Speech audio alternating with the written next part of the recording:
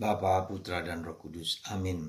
Allah Bapa di surga, kau minta untuk selalu bersyukur. Bersyukur dan bersyukur. Dan tanda syukur yang paling besar adalah Ekaristi. Bantu kami untuk menghayati Ekaristi sebagai sumber syukur kami. Karena Yesus menyelamatkan, menebus, membebaskan kami dari waktu ke waktu. Terpujilah namamu kini dan sepanjang segala masa. Amin. Para saudara, saya mau membacakan sebentar kata-kata kitab kebijaksanaan terhadap para pembesar, penguasa. Begini, hari ini persis kita diingatkan untuk mengingatkan para pembesar dan penguasa. Sebab sebenarnya kalian hanyalah abdi kerajaannya. Maka kalau kalian tidak memerintah dengan tepat dan tidak pula menepati hukum atau tidak berlaku menurut kehendak Allah, Ia akan mendatangi kalian dengan dahsyat dan cepat. Pengadilan yang tak terelakkan akan menimpa para pembesar. Memang para bawahan dapat dimaafkan karena belas kasih, tetapi para penguasa akan disiksa dengan kejam. Tuhan yang Maha Kuasa tidak akan mundur terhadap siapapun, dan kebesaran orang tidak dihiraukannya. Baik yang kecil maupun yang besar dijadikan olehnya, dan semua dipeliharanya dengan cara yang sama. Tetapi terhadap para penguasa akan diadakan pemeriksaan yang keras. Jadi perkataanku ini tertuju kepada kalian para pembesar. Hendaknya kalian belajar menjadi bijaksana dan jangan sampai jatuh. Teks ini saya temukan dalam kitab kebijaksanaan bab 6 ayat 2-11. Dan teks ini sangat berbicara untuk situasi sekarang. Kalau para penguasa, kalau para pembesar tidak menjalankan hukum dengan baik, dengan tepat, maka kuasa Tuhan akan datang dengan cepat dan menyiksa. Semoga para pembesar kita, para penguasa kita di akhir-akhir ini yang ingin berkuasa dan nafsu syahwat untuk berkuasa dengan berbagai macam cara, diingatkan, disadarkan bahwa mereka akan mendapat hukuman setimpal dengan kehendak dan cara-cara yang licik, yang kotor, yang busuk. Semoga para pemimpin yang hari-hari ini ingin mendapatkan kekuasaan disadarkan akan peringatan ini. Itu yang pertama. Yang kedua, kita melihat akan sikap tidak mau bersyukur. Kita bisa tahu orang yang menderita kusta itu seperti apa. Ya, mukanya hancur, jari-jarinya putus, tak ada senyum, tak ada kegembiraan, tak ada sukacita. Yang ada hanyalah kengerian, ketidakada harapan, jelek, ya, segala sesuatu yang dalam wajahnya karena dia merasa tidak berharga lagi. Dan kita tahu begitu kusta sebagai hukuman bagi mereka dari Tuhan.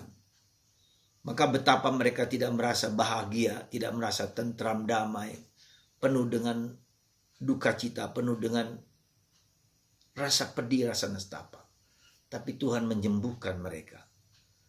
Tuhan menyembuhkan mereka dari penyakit yang hampir tak mungkin disembuhkan. Bahkan disingkirkan, diisolasi dari masyarakat, disingkirkan, dibuang, tidak dihargai, tidak diperhitungkan oleh masyarakat. Yesus menyembuhkan. Sekali lagi betapa Tuhan itu dapat melakukan apapun yang terjelek sekalipun, yang merasa tidak berharga, sampah sekalipun, Tuhan bisa mengembalikan. Tetapi malang hanya satu yang bersyukur.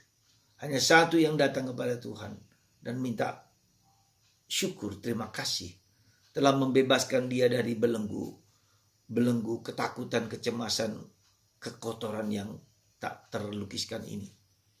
Dan mereka yang 9 pergi dengan penuh sukacita tanpa satu kata pun berbicara pada Yesus.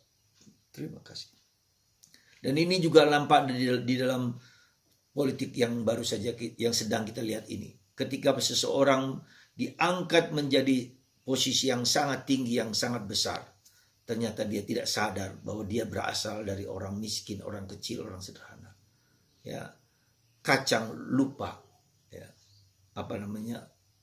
cangkangnya, ya, lupa siapa dirinya. Dan kekuasaan telah mengharu-birukan seseorang.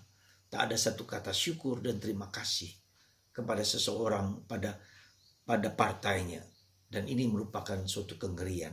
Sebentar lagi Tuhan akan berbicara dengan caranya sendiri, yang tak dapat kita mengerti. Bukan untuk mengutuk, tapi segala tindakan berasal dari apa yang dia lakukan. Ada hukum tabur tuai, ada hukum karma, ada hukum yang tak dapat kita hindarkan. Kalau kita menabur yang kebaikan, kebaikan akan lahir, waktunya akan ke depan.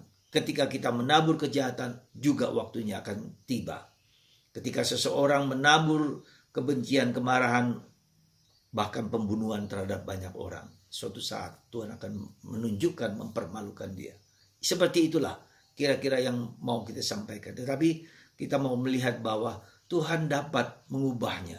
Tuhan dapat mengubahnya kalau orang sungguh-sungguh kembali kepada Tuhan dan minta maaf, minta ampun kepada Tuhan. Semoga rasa syukur ini harus menjadi bagian dari hidup kita.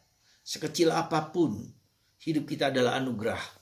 Maka rasa syukur yang paling besar, paling agung adalah Ekaristi. Karena disitulah korban Yesus, putranya, berkenan kepada Allah. Korban yang tulus, yang murni, yang bersih. Anak domba Allah yang tak bernoda dipersembahkan kepada Tuhan. Dan itu berkenan kepada Allah. Maka kita juga wajib mempersembahkan diri kita, kekurangan kita, keterbatasan kita kepada Tuhan. Supaya Tuhan memberikan rahmat berlimpah. Dan kita ikut serta dalam korban Yesus ketika kita merayakan Ekaristi. Kita partisipasi di dalam korban Yesus. Semoga kita semakin mencintai Ekaristi. Karena di situ kita diselamatkan. Tanpa jasa kita masing-masing. Ini anugerah terbesar yang diberikan Tuhan Yesus kepada kita. Semoga Anda semua dan kita semua terbawa oleh rasa syukur dan terima kasih. Orang Jawa syukuran itu dengan tumpeng. Orang Katolik syukuran itu dengan Ekaristi.